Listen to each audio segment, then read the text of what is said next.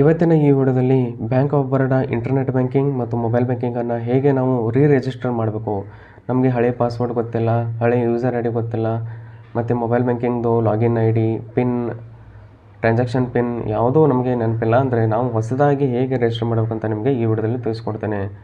ಮೊದಲದಾಗಿ ಇಲ್ಲಿ bank of Baroda ಆ್ಯಪನ್ನು ನೀವು ಲಾಗೌಟ್ ಮಾಡಿ ಹೊಸದಾಗಿ ರಿಜಿಸ್ಟರ್ ಮಾಡ್ತಾಯಿದ್ರೆ ಅಲ್ಲಿ ನಿಮಗೆ ಹೊಸದಾಗಿ ಏನೂ ಕೇಳಲ್ಲ, ನಿಮ್ಮ ಹಳೆ ಲಾಗಿನ್ ಐ ಡಿ ಮತ್ತು ಟ್ರಾನ್ಸಾಕ್ಷನ್ ಪಿನ್ನನ್ನು ಕೇಳುತ್ತೆ. ನಾನು ಇಲ್ಲಿ ಸ್ಕ್ರೀನ್ ಮೇಲೆ ತೋರಿಸ್ತಾ ಇದ್ದೇನೆ. ಆ್ಯಪನ್ನು ಓಪನ್ ಮಾಡಿ, ಲ್ಯಾಂಗ್ವೇಜನ್ನು ಸೆಲೆಕ್ಟ್ ಮಾಡಿ, ಟರ್ಮ್ಸ್ ಆ್ಯಂಡ್ ಕಂಡೀಷನ್ನ ಎಕ್ಸೆಪ್ಟ್ ಮಾಡಿ, ಮೊಬೈಲ್ ನಂಬರನ್ನು ವೆರಿಫೈ ಮಾಡಿದ ನಂತರ ಇಲ್ಲಿ ನೋಡ್ಬೋದು ಟ್ರಾನ್ಸಾಕ್ಷನ್ ಪಿನ್ನು ಅಂದರೆ ಎಕ್ಸಿಸ್ಟಿಂಗ್ ಹಳೆಯ ಒಂದು ಟ್ರಾನ್ಸಾಕ್ಷನ್ ಪಿನ್ನು ಮತ್ತು ಒಂದು ಪಿನ್ ಅಂದರೆ ಲಾಗಿನ್ ಪಿನ್ ಅನ್ನೋದು ಕೇಳ್ತಾ ಇದೆ. ಅದನ್ನು ನಾವು ಮೊದಲು ರಿಜಿಸ್ಟ್ರೇಷನ್ ಅಂದರೆ ಹೊಸದಾಗಿ ಅದನ್ನ ತಗೋಬೇಕು. ಅದಕ್ಕೆ ಎರಡು ರೀತಿಯಾದ ದಾರಿ ಇದ್ದಾವೆ. ಒಂದು ಇಂಟರ್ನೆಟ್ ಬ್ಯಾಂಕಿಂಗ್, ಇನ್ನೊಂದು ಎ ಟಿ ಎಮ್ ಮಷೀನು. ಎರಡು ರೀತಿಯಾದ ಮಾಡ್ಬೋದು. ಮನೆಯಲ್ಲೇ ಕುಳಿತುಕೊಂಡು ನಾವು ಹೇಗೆ ಮಾಡಬೇಕಂತ ನಿಮಗೆ ಈ ವಿಡಿಯೋದಲ್ಲಿ ತಿಳಿಸ್ಕೊಡ್ತಾನೆ. ಮೊದಲನೇದಾಗಿ ಅದನ್ನು ರಿಜಿಸ್ಟರ್ ಮಾಡಲಿಕ್ಕೆ ನೀವು ಇಂಟರ್ನೆಟ್ ಬ್ಯಾಂಕಿಂಗನ್ನು ಮೊದಲು ರಿಜಿಸ್ಟರ್ ಮಾಡಬೇಕು. ಇಂಟರ್ನೆಟ್ ಬ್ಯಾಂಕಿಂಗ್ನಲ್ಲಿ ಅಲ್ಲಿ ಒಂದು ಮೊಬೈಲ್ ಬ್ಯಾಂಕಿಂಗ್ ಆ್ಯಕ್ಟಿವೇಷನ್ ಪ್ರೊಸೆಸನ್ನು ನೀವು ಇಂಟರ್ನೆಟ್ ಬ್ಯಾಂಕಿಂಗ್ ಮುಖಾಂತರ ಮಾಡ್ಬೋದು.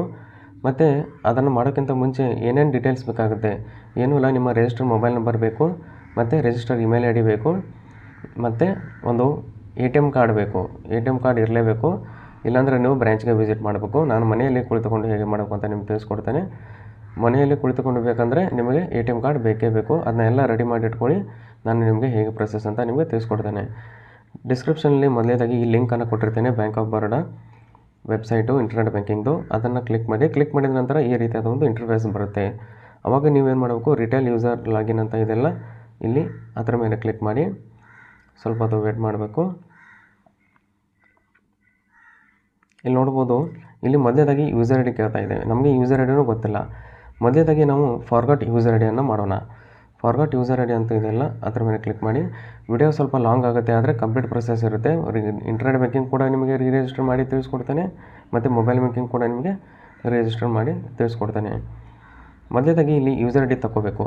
ಯೂಸರ್ ಐ ಡಿ ತಗೋಬೇಕಂದ್ರೆ ನಮ್ಮ ಒಂದು ಅಕೌಂಟ್ ನಂಬರ್ ಹಾಕಬೇಕು. ಅದಾದ ನಂತರ ಇಲ್ಲಿ ಮೊಬೈಲ್ ನಂಬರ್ ಇದ್ದರೆ ಮೊಬೈಲ್ ನಂಬರು, ನಿಮ್ಮ ಮೊಬೈಲ್ ನಂಬರ್ ಇರಲಿ ಕೂಡ ನಿಮಗೆ ಇಮೇಲ್ ಐ ಡಿ ಕೂಡ ಇರಬೇಕು. ಇರಲಿಲ್ಲ ಅಂದರೂ ನಡೀತದೆ, ಎರಡರಲ್ಲಿ ಒಂದಾದರೂ ಇರಲೇಬೇಕು. ಆಲ್ರೆಡಿ ಭಾಳಷ್ಟು ಜನಗಳದ್ದು ಒಂದು ಮೊಬೈಲ್ ನಂಬರ್ ಇರುತ್ತೆ. ಆ ಮೊಬೈಲ್ ನಂಬರನ್ನು ಎಂಟರ್ ಮಾಡಿ, account number, mobile number enter ಮಾಡಿದ ನಂತರ ಇಲ್ಲಿ ಕಂಟಿನ್ಯೂ ಮೇಲೆ ಕ್ಲಿಕ್ ಮಾಡಿ. ಇಲ್ಲಿ ನೋಡ್ಬೋದು, ಕಂಟಿನ್ಯೂ ಮೇಲೆ ಕ್ಲಿಕ್ ಮಾಡಿದ ನಂತರ ನಿಮ್ಮ ಯೂಸರ್ ಐ ಡಿನ ತಗೋಬೇಕಂದ್ರೆ ಇಲ್ಲಿ ರಿಜಿಸ್ಟರ್ ಮೊಬೈಲ್ ನಂಬರ್ಗೆ ಒಂದು ಒ ಟಿ ಪಿಯನ್ನು ಸೆಂಡ್ ಮಾಡ್ತಾರೆ. ಅದನ್ನು ಹಾಕಿ ಇಲ್ಲಿ ಕಂಟಿನ್ಯೂ ಮೇಲೆ ಕ್ಲಿಕ್ ಮಾಡಿ. ಯಾವಾಗ ನೀವು ಕಂಟಿನ್ಯೂ ಮೇಲೆ ಕ್ಲಿಕ್ ಮಾಡಿದ್ರೋ ನಿಮ್ಮ ಹಳೆಯ ಒಂದು ಯೂಸರ್ ಐ ಡಿ, ನಿಮ್ಮ ರಿಜಿಸ್ಟರ್ಡ್ ಮೊಬೈಲ್ ನಂಬರ್ ಮತ್ತು ಇಮೇಲ್ ಐ ಡಿಗೆ ಕೂಡ ಕಳಿಸಿರ್ತಾರೆ.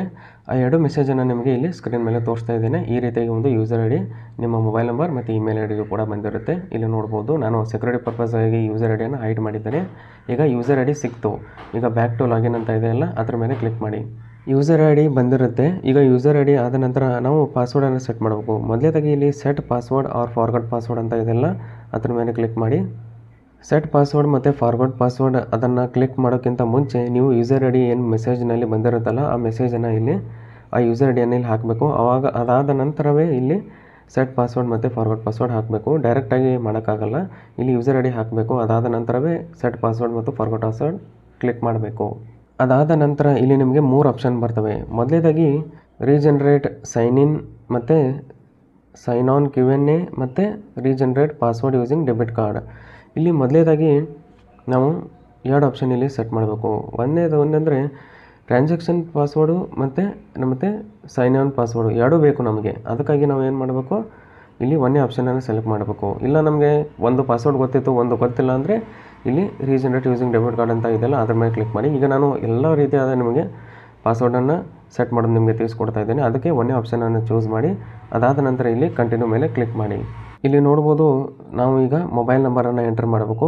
ಎಂಟರ್ ಮಾಡಿದ ನಂತರ ಇಲ್ಲಿ ಕಂಟಿನ್ಯೂ ಮೇಲೆ ಕ್ಲಿಕ್ ಮಾಡಬೇಕು. ಇಲ್ಲಿ ನಿಮಗೆ 2 ಒ ಟಿ ಪಿ ಬರುತ್ತೆ, ಒಂದು ಮೊಬೈಲ್ ನಂಬರ್ಗೆ ಮತ್ತು ಒಂದು ಇಮೇಲ್ ಐ ಡಿಗೆ. ನಾನು ಎಷ್ಟು ಪ್ರೊಸೆಸ್ ಇಲ್ಲಿ ಡೆಬಿಟ್ ಕಾರ್ಡ್ ಇಲ್ಲದೆ ಮಾಡ್ತಾ ಇದ್ದೇನೋ ಅದನ್ನು ಇಲ್ಲಿ ನಾನು ಟ್ರೈ ಮಾಡ್ತಾ ಇದ್ದೇನೆ. ಇಲ್ಲಿ ಯಾವುದೇ ರೀತಿಯ ಡೆಬಿಟ್ ಕಾರ್ಡ್ ಕೇಳಿಲ್ಲ ಅಂದರೆ ಡೆಬಿಟ್ ಕಾರ್ಡ್ ಇಲ್ಲದೇನೂ ಕೂಡ ನೀವು ಮಾಡ್ಬೋದು.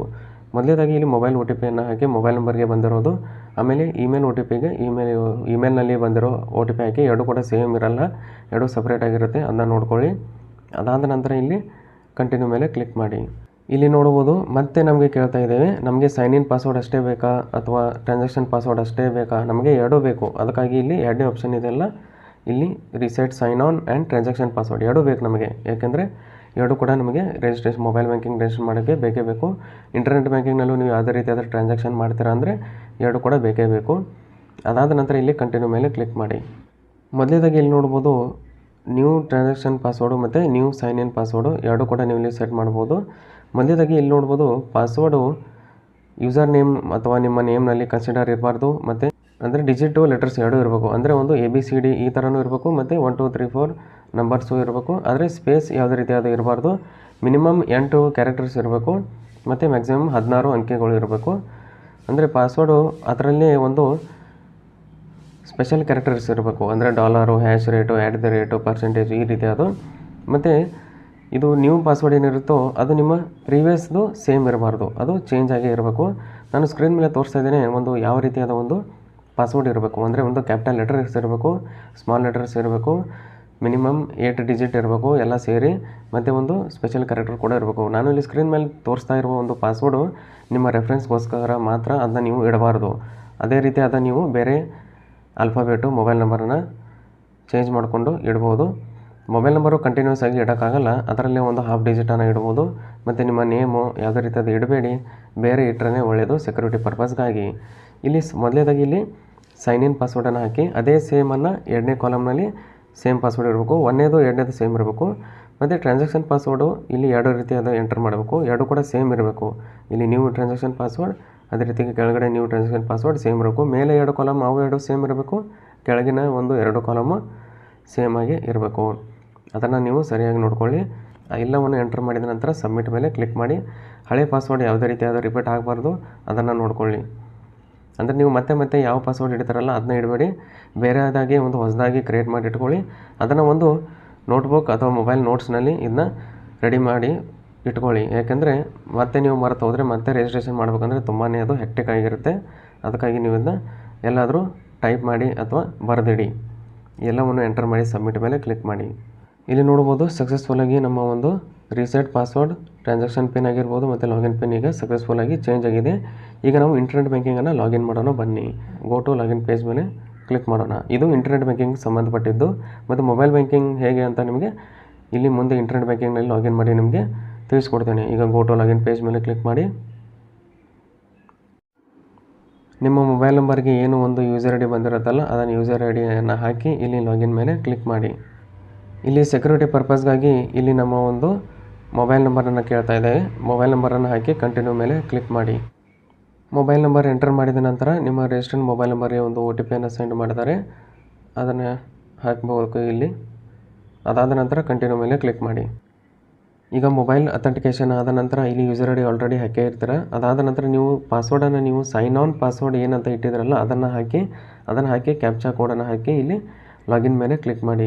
ಇಲ್ಲಿ ಯಾವುದೇ ರೀತಿಯಾದ ಒಂದು ಟ್ರಾನ್ಸಾಕ್ಷನ್ ಪಿನ್ನನ್ನು ಹಾಕಬೇಡಿ, ಕೇವಲ ನಿಮ್ಮ ಒಂದು ಸೈನ್ ಇನ್ ಪಾಸ್ವರ್ಡನ್ನು ಹಾಕಿ. ಸೈನ್ ಇನ್ ಪಾಸ್ವರ್ಡ್ ಹಾಕಿ ಕ್ಯಾಪ್ಚಾ ಹಾಕಿ ಲಾಗಿನ್ ಮೇಲೆ ಕ್ಲಿಕ್ ಮಾಡಿ. ಇಲ್ಲಿ ನೋಡ್ಬೋದು ನಮ್ಮ ಇಂಟರ್ನೆಟ್ ಬ್ಯಾಂಕಿಂಗ್ ಈಗ ಸಕ್ಸಸ್ಫುಲಿ ಓಪನ್ ಆಗಿದೆ. ಇಲ್ಲಿ ನಾವು ಏನು ಆಪ್ಷನ್ ಸೆಲೆಕ್ಟ್ ಮಾಡಬೇಕಂತ ನಿಮಗೆ ತಿಳಿಸ್ಕೊಡ್ತೇನೆ. ಈಗ ಇಂಟರ್ನೆಟ್ ಬ್ಯಾಂಕಿಂಗ್ ರೆಡಿ ಆಯಿತು. ಅಂದರೆ ನಾವು ಇಲ್ಲಿ ಇನ್ನು ಮೊಬೈಲ್ ಬ್ಯಾಂಕಿಂಗ್ ಆ್ಯಕ್ಟಿವೇಷನನ್ನು ಮಾಡಬೇಕು. ಮೊಬೈಲ್ ಬ್ಯಾಂಕಿಂಗ್ ಈಗ ನಮ್ಮದು ಅಲ್ಲಿ ಕೂಡ ನಿಮಗೆ ಯಾವುದೇ ರೀತಿಯಾದ ಒಂದು ಟ್ರಾನ್ಸಾಕ್ಷನ್ ಪಿನ್ ಗೊತ್ತಿಲ್ಲ ಮತ್ತು ಸೈನ್ ಇನ್ ಪಿನ್ ಗೊತ್ತಿಲ್ಲ, ಅದನ್ನು ನಾವು ಇಲ್ಲಿ ಸರ್ವಿಸಸ್ ಅಂತ ಕಾಣ್ತಾ ಇದೆಯಲ್ಲ, ಸರ್ವಿಸಸ್ ಮೇಲೆ ಕ್ಲಿಕ್ ಮಾಡಿ. ಸರ್ವಿಸಸ್ ಮೇಲೆ ಕ್ಲಿಕ್ ಮಾಡಿದ ನಂತರ ಇಲ್ಲಿ ಮೊಬೈಲ್ ಬ್ಯಾಂಕಿಂಗ್ ಅಂತ ಆಪ್ಷನ್ ಇದೆ, ಅದರ ಮೇಲೆ ಕ್ಲಿಕ್ ಮಾಡ್ಕೊಳ್ಳಿ. ಯಾವಾಗ ನೀವು ಮೊಬೈಲ್ ಬ್ಯಾಂಕಿಂಗ್ ಅಂತ ಆಪ್ಷನನ್ನು ಕ್ಲಿಕ್ ಮಾಡ್ತಾರೋ ಸ್ವಲ್ಪ ಹೊತ್ತು ವೇಟ್ ಮಾಡಬೇಕು. ಅದಾದ ನಂತರ ಒಂದು ಇಂಟರ್ಫೇಸ್ ಬರುತ್ತೆ, ಅಲ್ಲಿ ಏನು ಸೆಲೆಕ್ಟ್ ಮಾಡಬೇಕಂತ ನಿಮಗೆ ಹೇಳ್ತೇನೆ. ಇಲ್ಲಿ ಮೊದಲೇದಾಗಿ 3 ರೀತಿಯಾದ ಆಪ್ಷನ್ ಸಿಗುತ್ತೆ. ಮೊದಲೇದಾಗಿ ಇಲ್ಲಿ ರಿಜಿಸ್ಟ್ರೇಷನ್, ಅದಾದ ನಂತರ ರೀಸೆಟ್ ಟ್ರಾನ್ಸಾಕ್ಷನ್ ಪಿನ್ ಮತ್ತು ಇಲ್ಲಿ ರಿಜಿಸ್ಟ್ರೇಷನ್. ಈಗ ಇಂಟರ್ನೆಟ್ ಬ್ಯಾಂಕಿಂಗ್ ನಿಮಗೆ ಸೆಟ್ ಮಾಡಿ ಆಯಿತು. ಒಂದು ಪಾಸ್ವರ್ಡ್ ಆಗಿರ್ಬೋದು ಮತ್ತು ಟ್ರಾನ್ಸಾಕ್ಷನ್ ಪಾಸ್ವರ್ಡ್ ಆಗಿರ್ಬೋದು, ಅದು ಕೂಡ ಇಲ್ಲಿ ಬೇಕು. ಅದನ್ನು ನೀವು ಬರೆದಿಟ್ಕೊಂಡು ನಾನು ಮೊದಲೇ ಹೇಳಿದ್ದೆ, ಅದನ್ನು ಈಗ ತೆಗೆದಿಟ್ಕೊಳ್ಳಿ. ಮೊದಲೇದಾಗಿ ಈ ರಿಜಿಸ್ಟ್ರೇಷನ್ ಅಂತ ಮಾಡಿದರೆ ನಿಮ್ಮದು ಆಲ್ರೆಡಿ ರಿಜಿಸ್ಟರ್ ಇದೆ, ಇಲ್ಲಿ ನೀವು ಮತ್ತೆ ರಿಜಿಸ್ಟ್ರೇಷನ್ ಮಾಡೋಕ್ಕಾಗಲ್ಲ. ಇಲ್ಲದೇ ಇದ್ದರೆ ಇಲ್ಲಿ ರೀಸೆಟ್ ಟ್ರಾನ್ಸಾಕ್ಷನ್ ಪಿನ್, ಅಲ್ಲಿ ನಿಮಗೆ ಆಗಲೇ ನಾನು ಮೊಬೈಲ್ ಬ್ಯಾಂಕಿಂಗ್ನಲ್ಲಿ ನಿಮಗೆ ತಿಳಿಸ್ಕೊಡ್ತಾ ಇದ್ದೆ, ನೀವು ಆಲ್ರೆಡಿ ರಿಜಿಸ್ಟರ್ ಇದ್ದಿರಿ, ಅದು ಈಗ ಹೋಗಿದೆ ಅಥವಾ ನೀವು ಡಿವೈಸನ್ನು ಚೇಂಜ್ ಮಾಡಿದ್ದೀರಾ, ಆವಾಗ ಏನು ಕೇಳ್ತದೆ ಇಲ್ಲಿ ನಿಮಗೆ ಲಾಗಿನ್ ಪಿನ್ನು ಮತ್ತು ಟ್ರಾನ್ಸಾಕ್ಷನ್ ಪಿನ್ ಎರಡೂ ಕೂಡ ಕೇಳುತ್ತೆ. ನಾನು ಇಲ್ಲಿ ಇಂಟರ್ನೆಟ್ ಬ್ಯಾಂಕಿಂಗ್ ಪಾಸ್ವರ್ಡ್ ಬಗ್ಗೆ ಮಾತಾಡ್ತಾ ಇಲ್ಲ, ಮೊಬೈಲ್ ಬ್ಯಾಂಕಿಂಗ್. ಈಗ ಇಂಟರ್ನೆಟ್ ಬ್ಯಾಂಕಿಂಗ್ ಸಂಪೂರ್ಣವಾಗಿ ರೆಡಿ ಆಗಿದೆ, ಆದರೆ ಮೊಬೈಲ್ ಬ್ಯಾಂಕಿಂಗ್ ಟ್ರಾನ್ಸಾಕ್ಷನ್ ಪಾಸ್ವರ್ಡು ಮತ್ತು ಟ್ರಾನ್ಸಾಕ್ಷನ್ ಪಿನ್ನು ಎರಡೂ ಕೂಡ ಬೇರೆ ಇರುತ್ತೆ. ಲಾಗಿನ್ ಪಿನ್ ಆಗಿರ್ಬೋದು, ಟ್ರಾನ್ಸಾಕ್ಷನ್ ಪಿನ್ನು, ಅದನ್ನು ನಾವು ಈಗ ಹೊಸದಾಗಿ ಸೆಟ್ ಮಾಡ್ತಾ ಇದ್ದಾವೆ.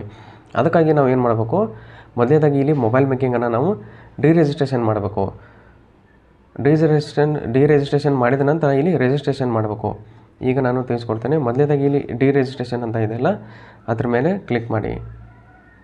ಯಾವಾಗ ನೀವು ಡಿರಿಜಿಸ್ಟ್ರೇಷನ್ ಮಾಡಲು ಕ್ಲಿಕ್ ಮಾಡ್ತೀರೋ ಇಲ್ಲಿ ಇಂಟರ್ಫೇಸ್ ರಿಫ್ರೆಶ್ ಆಗುತ್ತೆ. ಅದಾದ ನಂತರ ಇಲ್ಲಿ ಕಸ್ಟಮರ್ ಐ ಡಿ ಅಂತ ಇದೆಯಲ್ಲ ಅದ್ರ ಮೇಲೆ ಕ್ಲಿಕ್ ಮಾಡಿ. ಕಸ್ಟಮರ್ ಐ ಡಿ ಮೇಲೆ ಕ್ಲಿಕ್ ಮಾಡಿದ ನಂತರ ಇಲ್ಲಿ ನಿಮ್ಮ ಒಂದು ಅಕೌಂಟ್ಗಳು ಶೋ ಆಗ್ತವೆ. ಯಾವುದಂತ ಸೆಲೆಕ್ಟ್ ಮಾಡಿ. ನಾನು ಸೆಲೆಕ್ಟ್ ಮಾಡ್ತೇನೆ. ಯೂಸರ್ ಐ ಡಿನ ಸೆಲೆಕ್ಟ್ ಮಾಡಿದ ನಂತರ ಇಲ್ಲಿ ನಿಮ್ಮ ನೇಮು ಮತ್ತು ಮೊಬೈಲ್ ನಂಬರ್ ವೆರಿಫೈ ಮಾಡ್ಕೊಳ್ಳಿ. ನಾನು ಅದನ್ನ ಸೆಕ್ಯೂರಿಟಿ ಪರ್ಪಸ್ಗಾಗಿ ಹೈಡ್ ಮಾಡಿದ್ದೇನೆ. ಅದಾದ ನಂತರ ಇಲ್ಲಿ ಕಂಟಿನ್ಯೂ ಮೇಲೆ ಕ್ಲಿಕ್ ಮಾಡಿ. ಯಾವಾಗ ನೀವು ಕಂಟಿನ್ಯೂ ಮೇಲೆ ಕ್ಲಿಕ್ ಮಾಡಿದ್ರೋ ಇಲ್ಲಿ ನಿಮ್ಮ ಎಲ್ಲ ಡೀಟೇಲ್ಸ್ ಶೋ ಹೋಗುತ್ತೆ ಕಂಪ್ಲೀಟ್ಲಿ. ಅದಾದ ನಂತರ ಇಲ್ಲಿ ನೀವು ಕನ್ಫರ್ಮೇಷನ್ಗೋಸ್ಕರ ಇಲ್ಲಿ ಏನು ಮಾಡಬೇಕು, ಒಂದು ಟ್ರಾನ್ಸಾಕ್ಷನ್ ಪಾಸ್ವರ್ಡನ್ನು ಹಾಕಬೇಕು. ನಾನು ನಿಮಗೆ ಇಂಟರ್ನೆಟ್ ಬ್ಯಾಂಕಿಂಗು ಲಾಗಿನ್ ಪಾಸ್ವರ್ಡು ಮತ್ತು ಟ್ರಾನ್ಸಾಕ್ಷನ್ ಪಾಸ್ವರ್ಡನ್ನು ನಿಮಗೆ ಬರೆದಿಟ್ಕೊ ಅಂತ ಹೇಳಿದೆ. ಅದರಲ್ಲಿರುವ ಒಂದು ಟ್ರಾನ್ಸಾಕ್ಷನ್ ಪಾಸ್ವರ್ಡ್, ಲಾಗಿನ್ ಪಾಸ್ವರ್ಡ್ ಅಲ್ಲ, ಟ್ರಾನ್ಸಾಕ್ಷನ್ ಪಾಸ್ವರ್ಡನ್ನು ಹಾಕಿದ ನಂತರ ಇಲ್ಲಿ ಸಬ್ಮಿಟ್ ಮೇಲೆ ಕ್ಲಿಕ್ ಮಾಡಿ. ಇಲ್ಲಿ ನೋಡ್ಬೋದು ಈಗ ನಮ್ಮ ಒಂದು ಮೊಬೈಲ್ ಬ್ಯಾಂಕಿಂಗ್ ಡಿರಿಜಿಸ್ಟ್ರೇಷನ್ ಸಕ್ಸಸ್ಫುಲ್ ಆಗಿದೆ. ಇಲ್ಲಿ ನೋಡ್ಬೋದು ಎಲ್ಲವನ್ನು ಡೀಟೇಲ್ಸ್ ಇಲ್ಲಿ ತೋರಿಸಿದೆ ಮತ್ತು ಸಕ್ಸಸ್ ಅಂತ ಕೂಡ ತೋರಿಸಿದೆ. ಈಗ ನಾವೇನು ಮಾಡಬೇಕು, ಮತ್ತು ಅದನ್ನು ಮೊಬೈಲ್ ಬ್ಯಾಂಕಿಂಗನ್ನು ನಾವು ರಿಜಿಸ್ಟ್ರೇಷನ್ ಮಾಡಬೇಕು. ನಿಮಗೆ ಕನ್ಫರ್ಮೇಷನ್ ಮೆಸೇಜ್ ಕೂಡ ಬರುತ್ತೆ ಬ್ಯಾಂಕ್ ಕಡೆಯಿಂದ ಡಿರಿಜಿಸ್ಟರ್ ಆಗಿದೆ ಅಂತೇಳಿ. ಈಗ ನಾವು ರಿಜಿಸ್ಟ್ರೇಷನ್ ಮಾಡಬೇಕು. ರಿಜಿಸ್ಟ್ರೇಷನ್ ಮಾಡಿದ ನಂತರ ಒಂದು ಹೊಸ ಮೊಬೈಲ್ ಬ್ಯಾಂಕಿಂಗಿಂದ ಪ್ರೊಸೆಸ್ ಬರುತ್ತೆ. ಅದನ್ನು ಹೇಗೆ ಅಂತ ನಾವು ನಿಮಗೆ ತಿಳಿಸ್ಕೊಡ್ತೇನೆ. ಮೊದಲನೇದಾಗಿ ನಾವು ರಿಜಿಸ್ಟ್ರೇಷನ್ ಮಾಡೋಣ ಬನ್ನಿ. ಇಲ್ಲಿ ಮೇಲ್ಗಡೆ ನೋಡ್ಬೋದು ಇಲ್ಲಿ ರಿಜಿಸ್ಟ್ರೇಷನ್ ಅಂತ ಇದೆಯಲ್ಲ ಅದ್ರ ಮೇಲೆ ಕ್ಲಿಕ್ ಮಾಡಿ. ರಿಜಿಸ್ಟ್ರೇಷನ್ ಮಾಡುವಾಗ ಇಲ್ಲಿ ಮತ್ತೆ ಏನು ಕೇಳುತ್ತೆ, ಇಲ್ಲಿ ಸೆಲೆಕ್ಟ್ ಕಸ್ಟಮರ್ ಐ ಡಿ ಅಂತ ಇದೆಯಲ್ಲ ಅದ್ರ ಮೇಲೆ ಇಲ್ಲಿ ಸೈಡ್ ಕ್ಲಿಕ್ ಮಾಡಿ. ಕ್ಲಿಕ್ ಮಾಡಿದ ನಂತರ ಇಲ್ಲಿ ನಮಗೆ ಸೆಲೆಕ್ಟ್ ಮಾಡೋಕ್ಕೆ ಕೇಳುತ್ತೆ. ಅದನ್ನು ಕ್ಲಿಕ್ ಮಾಡಿ.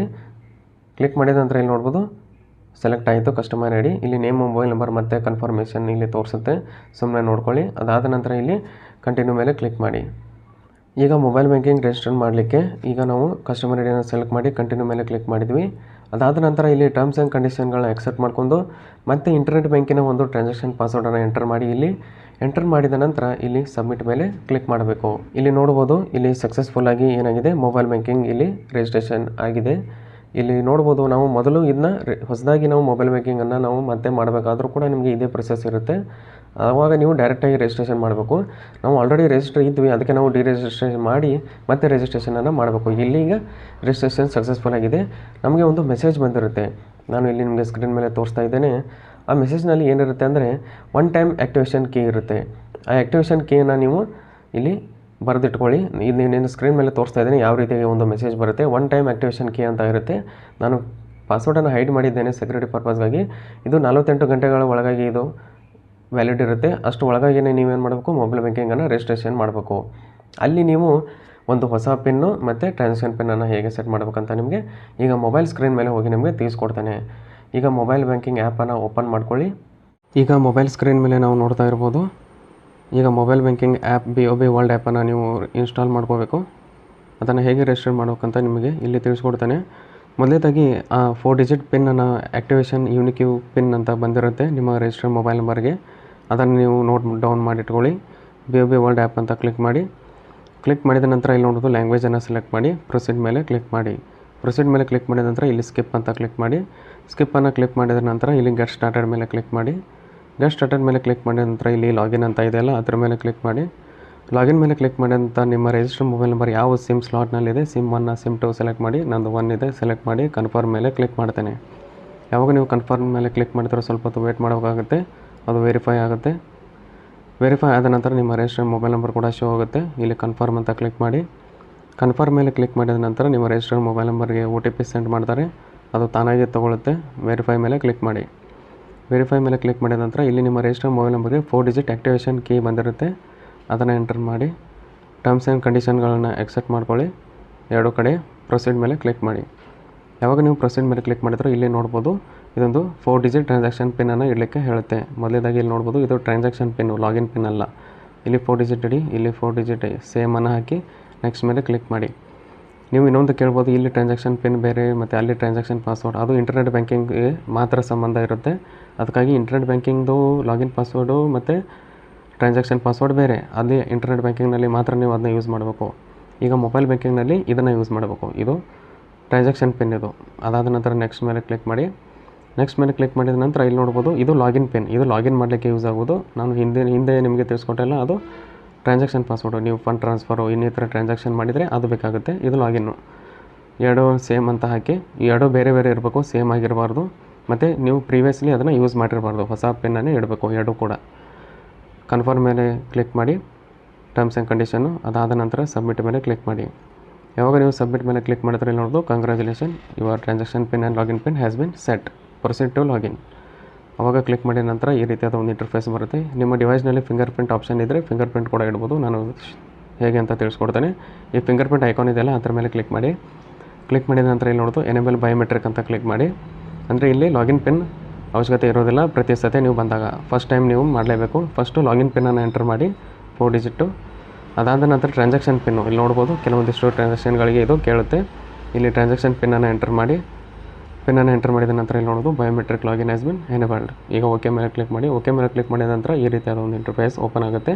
ಈಗ ನಿಮ್ಮದು ಮೊಬೈಲ್ ಬ್ಯಾಂಕಿಂಗ್ ಸೆಟ್ ಆಯಿತು. ಇಲ್ಲಿ ನೋಡ್ಬೋದು ನಾನು A to Z ಸ್ಟಾರ್ಟಿಂಗಿಂದ ಇಂಟರ್ನೆಟ್ ಬ್ಯಾಂಕಿಂಗ್ನಲ್ಲಿನೇ ಮಾಡಬೇಕು. ನೀವು ಏನಾದರೂ ಫಾರ್ಗಾಟ್ ಮೊಬೈಲ್ ಬ್ಯಾಂಕಿಂಗ್ ಮಾಡಿದರೆ ಅಲ್ಲಿಂದನೇ ನೀವು ಇದನ್ನ ಸೆಟ್ ಮಾಡಬೇಕು. ಅದಕ್ಕಾಗಿ ಇಂಟರ್ನೆಟ್ ಬ್ಯಾಂಕಿಂಗ್ ಡೀಟೇಲ್ಸ್ ಕೊಡೋಕ್ಕೆ ಗೊತ್ತಿಲ್ಲ ಅಂದರೆ ಅದನ್ನು ಕೂಡ ಹೇಗೆ ಸೆಟ್ ಮಾಡೋದು ಅಂತ ನಿಮಗೆ ಕಂಪ್ಲೀಟಾಗಿ ತಿಳಿಸ್ಕೊಟ್ಟೆ.